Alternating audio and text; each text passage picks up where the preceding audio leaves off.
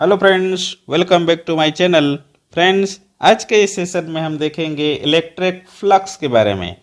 तो आइए हम देखते हैं इलेक्ट्रिक फ्लक्स क्या है। फ्रेंड्स, जैसे कि आप सभी को मालूम है कि जो इलेक्ट्रिक फील्ड है उसको हम इलेक्ट्रिक फील्ड लाइंस के टर्म में भी एक्सप्लेन कर सकते हैं। मान लेते हैं हमारा ये इलेक्ट्रिक फील्ड है और इस इलेक्ट्रिक फील्ड में हमारा ये एक सरफेस है।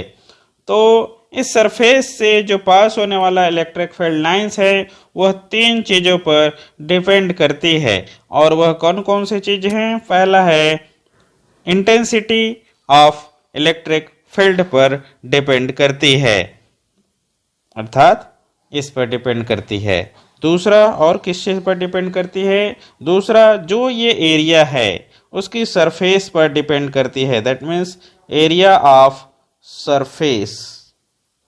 एंड और थर्ड क्या चीज़ है? दो चीज जो चीज़ पर डिपेंड करती है, और थर्ड थिंग है एंगल ऑफ इंक्लिनेशन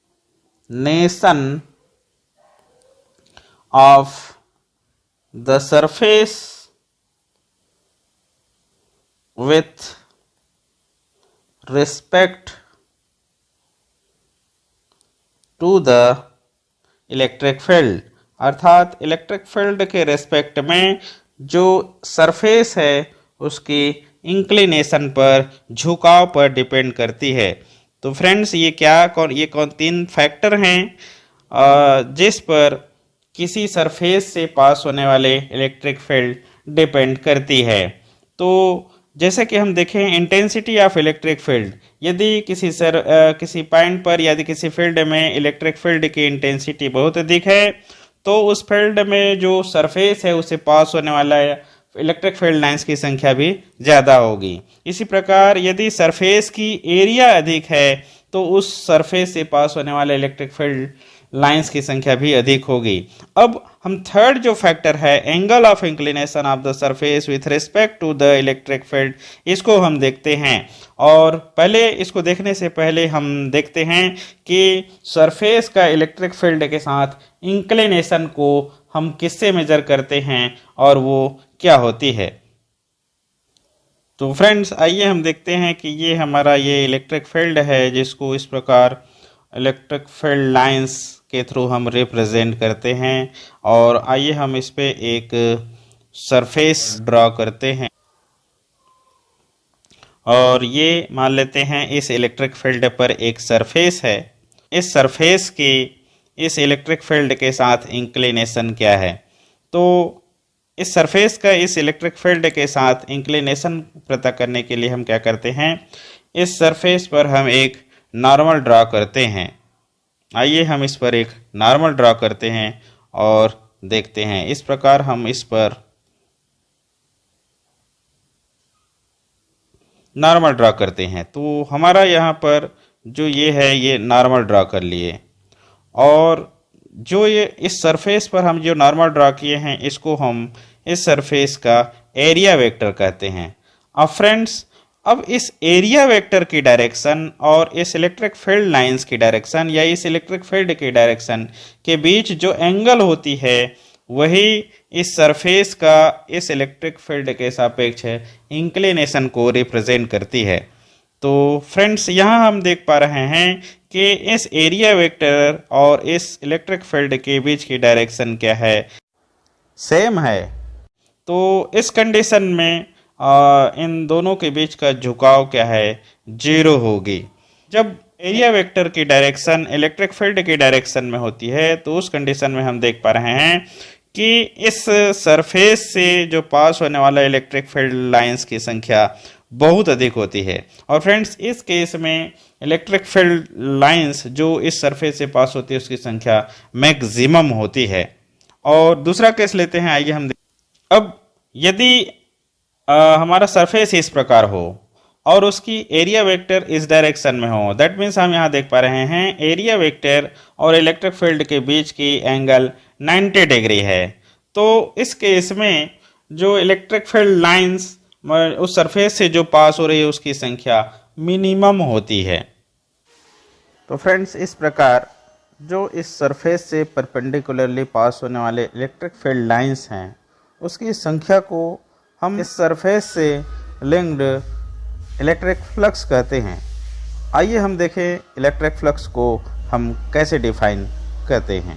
तो the total number of electric field lines passing normally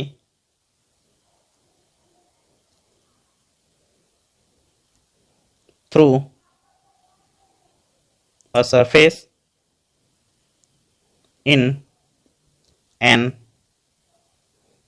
electric field is called the electric flux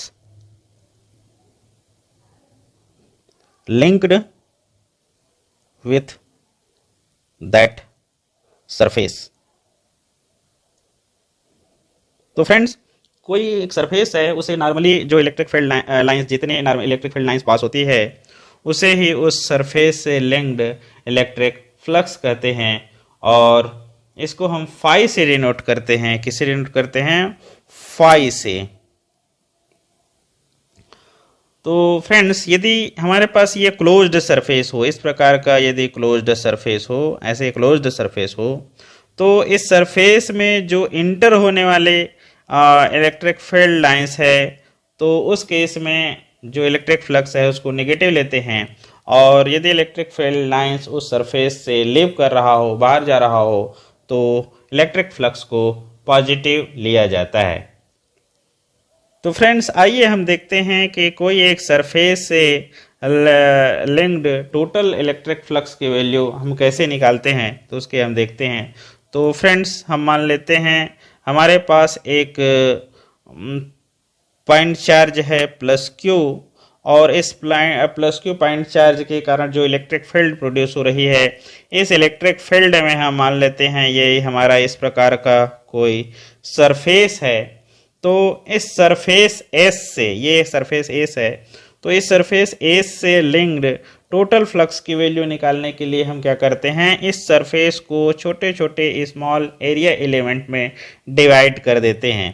तो सपोज हमारे पास ये एक एरिया एलिमेंट है, ये इस प्रकार का ये एरिया एलिमेंट ले लिए, और इस एरिया एलिमेंट की जो एरिया है वो क्या है, डीए है। इसी प्रकार छोटे छोटे पार्ट्स में हम इसको डिवाइड कर लेते हैं इस पूरे सरफेस को, और इस छोटे एरिया एलिमेंट से लिंक्ड जो फ्लक्स है उसकी वैल्यू निकालकर, सभी एरिया एलिमेंट से लिंक्ड फ्लक्स की वैल्यू निकालकर हम ऐड कर देंगे, तो इस टोटल सरफेस से लिंक्ड फ्लक्स की वैल्यू प्राप्त हो जाएगी। तो फ्रेंड्स, ये हमारा क्या है, एरिया एलिमेंट है। तो आइए हम देखें इस एरिया एलिमेंट्स कि जो एरिया वेक्टर है वो किस डायरेक्शन में है। मान लेते हैं इसकी एरिया वेक्टर ये इस डायरेक्शन में है, ये एरिया वेक्टर की डायरेक्शन है, that means vector DA. Area vector को कैसे डिनोट करेंगे, उस सरफेस की एरिया को वेक्टर के फॉर्म में हम डिनोट करते हैं। और फ्रेंड्स, हम देख पा रहे हैं कि इस पॉइंट पर ये पॉइंट चार्ज है, तो इस पॉइंट पर इस पॉइंट चार्ज के कारण जो इलेक्ट्रिक फील्ड है उसकी डायरेक्शन किधर होगी, इधर होगी, इस डायरेक्शन में। ये इलेक्ट्रिक फील्ड की डायरेक्शन है। तो यहाँ हम देख पा रहे हैं कि जो एरिया वेक्टर है उसका इस इलेक्ट्रिक फील्ड के रेस्पेक्ट में इंक्लिनेशन क्या है, थीटा है। तो अब हम देखेंगे कि इस एरिया वेक्टर जो इस एरिया एलिमेंट है उसके कारण उससे लिंक्ड जो इलेक्ट्रिक फ्लक्स की वैल्यू क्या है वो हम देखेंगे।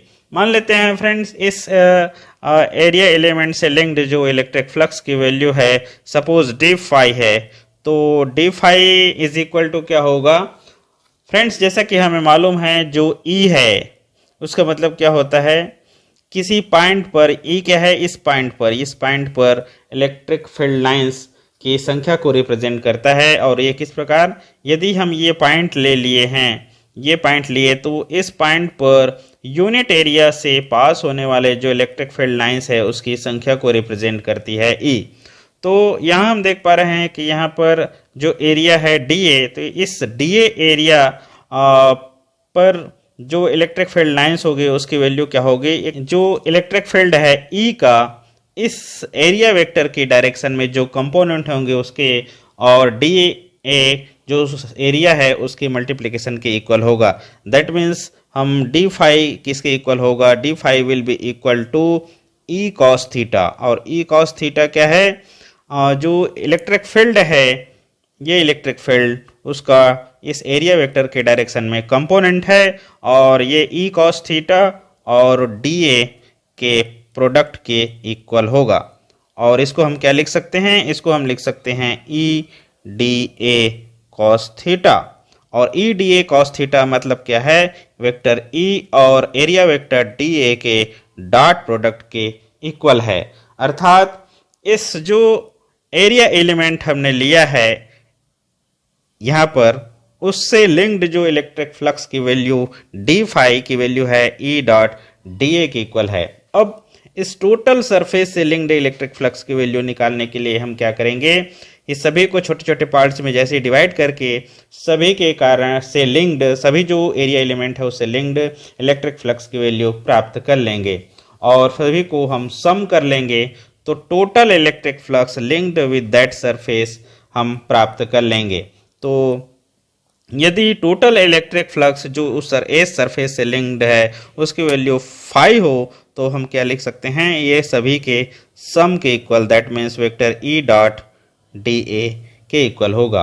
और ये कैसे प्राप्त होगा, ये इस प्रकार प्राप्त होगी कि यदि जो इलेक्ट्रिक फील्ड है उसका हम सरफेस इंटीग्रल कर दें तो इसकी वैल्यू हमें इस प्रकार प्राप्त कर सकते हैं। अब फ्रेंड्स यहाँ पर से हम देखते हैं तो फाई की जो यूनिट है वो क्या होगी, वो हम देखें। फाई की यूनिट क्या होगी, फाई की यूनिट होगी न्यूटन मीटर स्क्वायर पर कूलम। इस यहाँ पर से हम फाई की यूनिट प्राप्त कर सकते हैं और यूनिट होगी न्यूटन मीटर स्क्वायर पर कूलम। अब फ्रेंड्स सरफेस है उसका इलेक्ट्रिक फील्ड के साथ जो इंक्लिनेशन है उसके आधार पर देखें कि फाई की वैल्यू क्या होगी। यदि थीटा की वैल्यू 90 डिग्री हो तो उस केस में क्या होगा फाई की वैल्यू, ये हम देखें।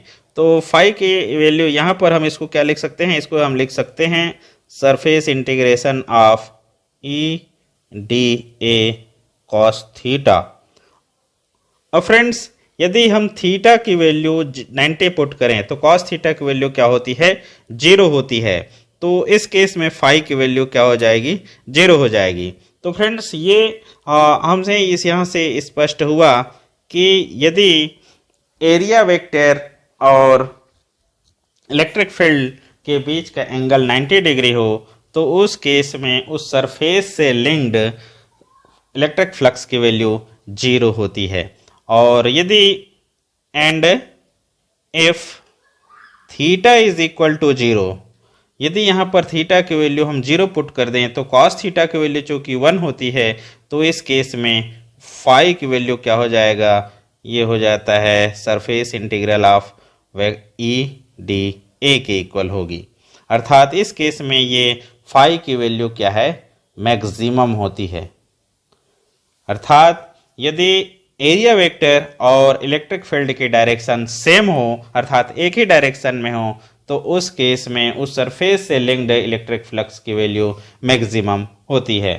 तो ओके फ्रेंड्स, आज के इस सेशन में हमने देखा इलेक्ट्रिक फ्लक्स क्या होती है और इसकी वैल्यू मैक्सिमम कब होती है और मिनिमम कब होती है और इसकी वैल्यू किस किस फैक्टर पर डिपेंड करती है, ये हमने जाना। और तो ओके फ्रेंड्स, फिर भी यदि आपको कोई डाउट है then please ask through comment box and if you have not subscribe till now then please subscribe and press bell icon to get the notification of every new videos. Okay friends, thanks for watching my video.